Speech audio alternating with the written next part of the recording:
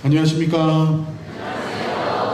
네, 저는 의정부교구 원동일 프레드릭 신부입니다.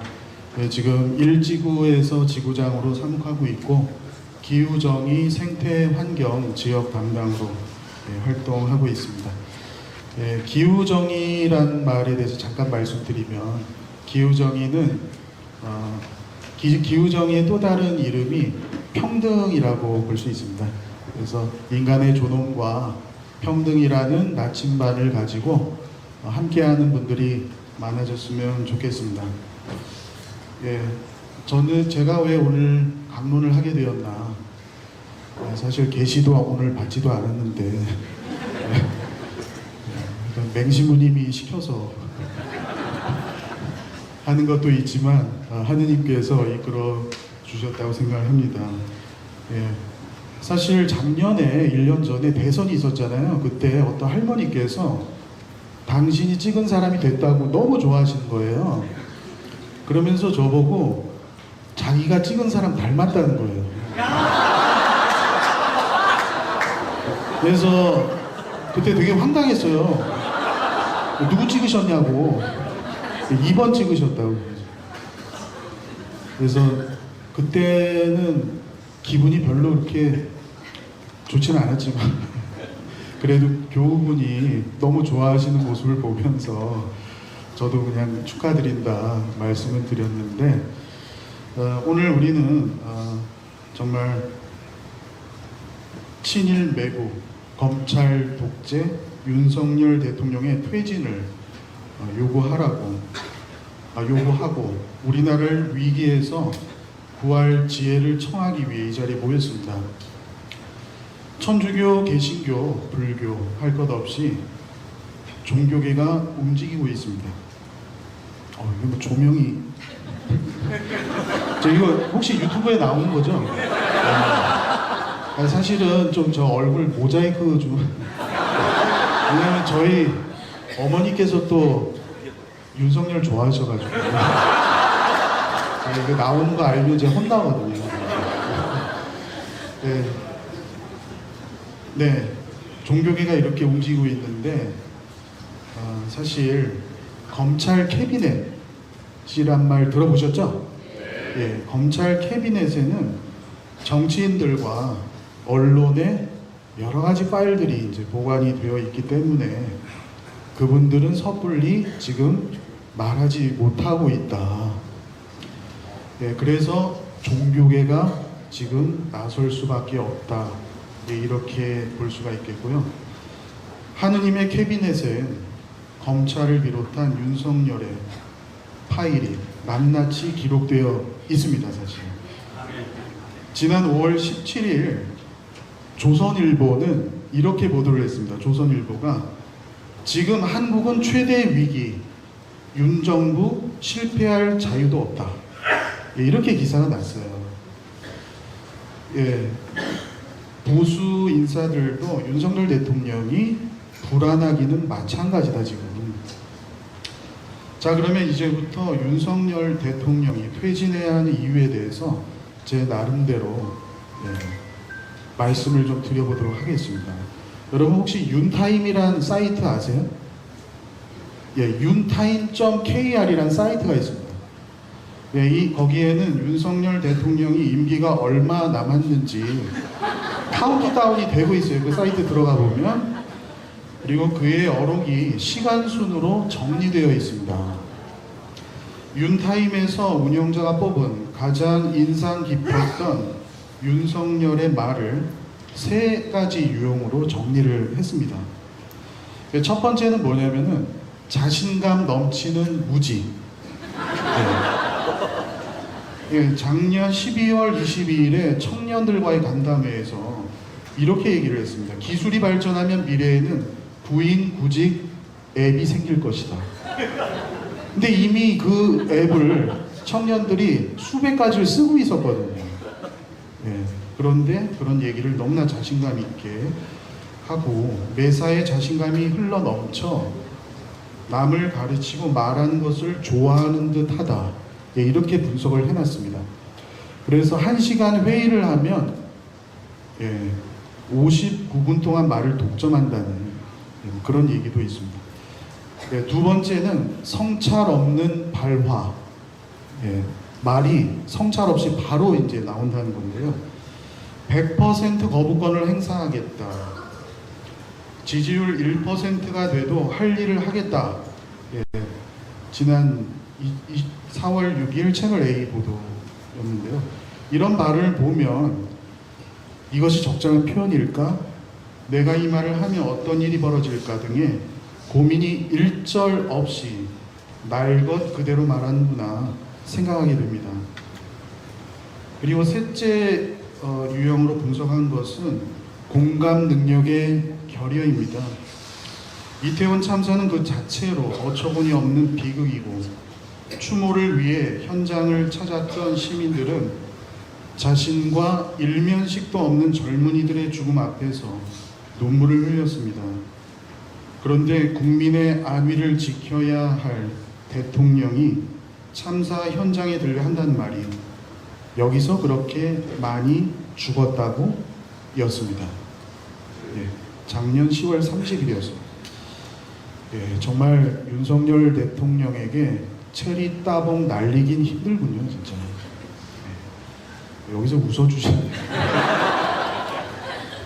자, 이상과 같은 어록을 바탕으로 저는 세 가지 단어가 떠올랐습니다.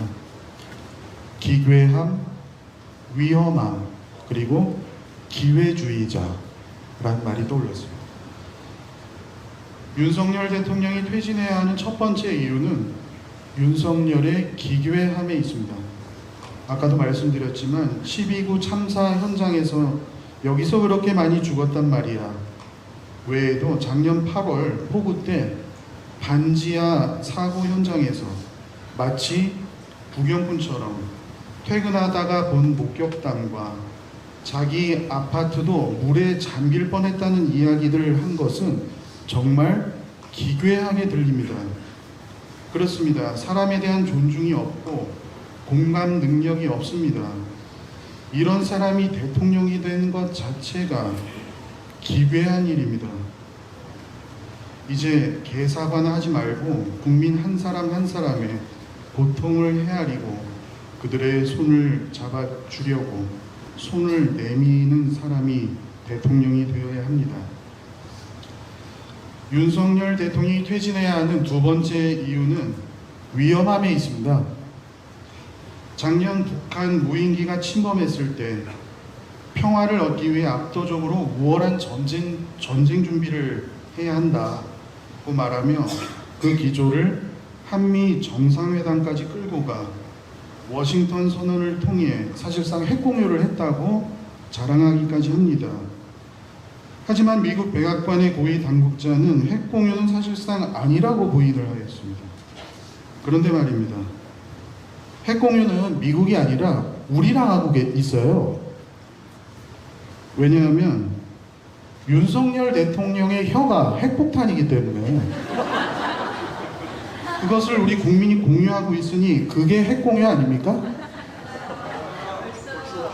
전쟁이 나면 다 죽는데 무슨 압도적인 전쟁을 합니까? 좋은 전쟁이란 존재하지 않습니다. 전 세계가 외교 안보를 중심으로 경제를 무기화하는 신냉전 체제로 빠르게 전환하고 있는 와중에 우리나라는 평화 공존 체제의 중심축 역할을 해야 하는 나라임에도 불구하고 압도적인 전쟁 준비 운운하는 대통령, 우크라이나의 무기 지원을 암시하는 대통령, 대만 문제에 개입하는 듯한 발언을 하는 대통령, 너무나 위험하지 않습니까? 네, 진짜 저는 퇴진하지 않으면 정말 다 잿더미가 될 수도 있겠다, 이런 생각을 했습니다. 윤석열 대통령이 주장하는 압도적 힘에 의한 평화를 추구하다가 그가 가질 수 있는 핵은 탄핵밖에 없을지도 모릅니다. 제 마지막으로 세 번째는 윤석열 대통령이 퇴진해야 하는 이유, 비전 없는 기회주의자라는 점에 있습니다. 한성환이라는 경제학자에 의하면 개인적 존재에게 사회가 존재하지 않듯 이기적 존재에게 공동선과 공익은 존재하지 않습니다. 개인의 이기적 욕망이 최고선인 것입니다. 그런데 사회를 발견하는 순간 이기적 존재의 태도는 달라집니다. 이기주의가 기회주의로 진화하는 것입니다. 기회주의는 모두가 사회적 존재일 때, 그리고 사회 안에서만 그 효과가 발휘되는 행동 방식입니다. 기회주의자의 구체적인 행동 전략은 기만과 배신입니다.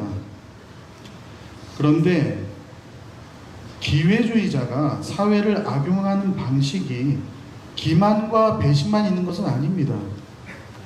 평범한 수준을 넘어서는 기회주의자가 취하는 또 다른 방식이 있는데 그것은 바로 관용과 용서입니다. 네, 기회주의자의 용서와 관용이 이제 쉽게 어울리기 힘든 조합으로 생각되지만 기회주의자들 사이에선 그런 조합이 드물지가 않습니다. 여러분 혹시 영화 밀양이란 영화 아세요? 네, 거기에 보면은 주인공 전도연이 자신의 아이를 죽인 살인범이 감옥에서 종교를 갖고 하느님께 용서받았다고 고백하는 장면에서 내가 용서하지 않았는데 누가 용서를 해요? 하느님이 어떻게 먼저 용서를 해요? 라고 절규하는 장면이 나옵니다. 바로 이 장면을 잘 보면 기회주의자가 어떻게 관용과 용서를 이용하는지를 볼 수가 있습니다. 강제징용 제3자 변제안은 바로 그러한 전형적인 기회주의자의 작품이라고 볼 수 있습니다. 누구 마음대로 용서합니까? 누가 용서할 수 있습니까? 100년 전의 일을 가지고 무조건 안 된다, 무조건 무릎을 꿇어라 고 하는 이거는 저는 받아들일 수 없습니다 라고 말하는 비전 없고 원칙 없는 기회주의자 윤석열 대통령, 우린 그런 말을 하는 당신을 받아들일 수가 없습니다. 네, 호응 한 번만 해주십시오.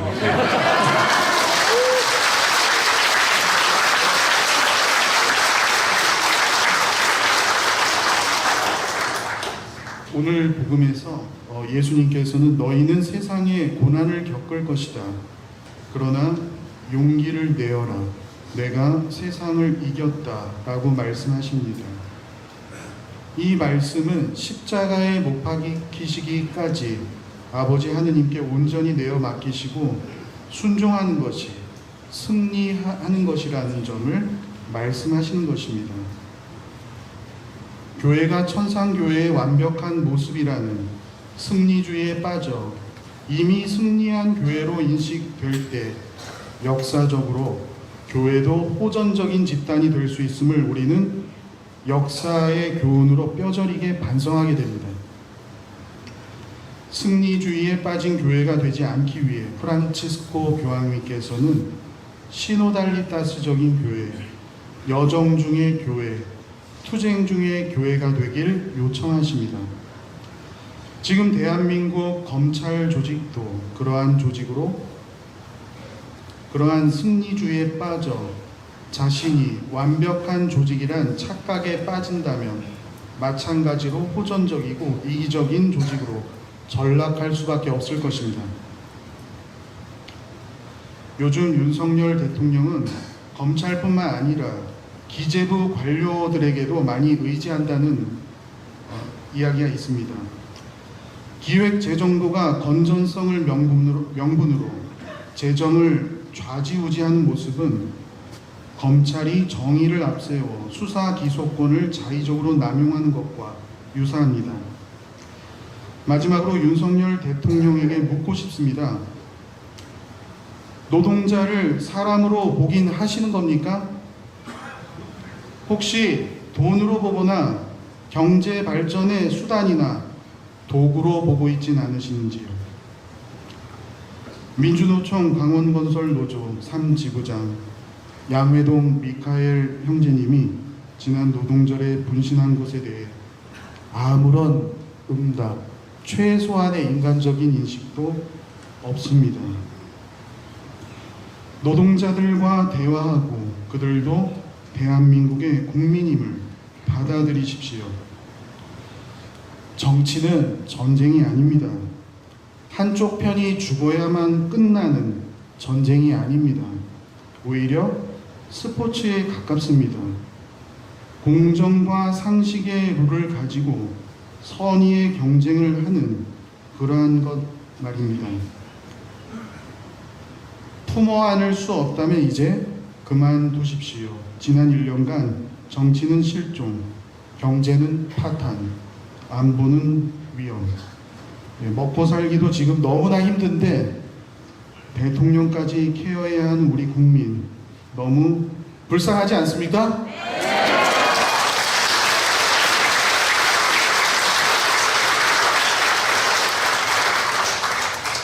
모든 국민을 품어 안을 수 있는 그러한 마음이 없다면 이제 듣지 않았습니다. 윤석열 대통령께서는 자리에서 내려오셔도 되겠습니다. 그것이 우리나라가 살 수 있는 유일한 길입니다. 조선일보의 보도대로 지금 우리나라는 실패할 자유도 없습니다. 아멘.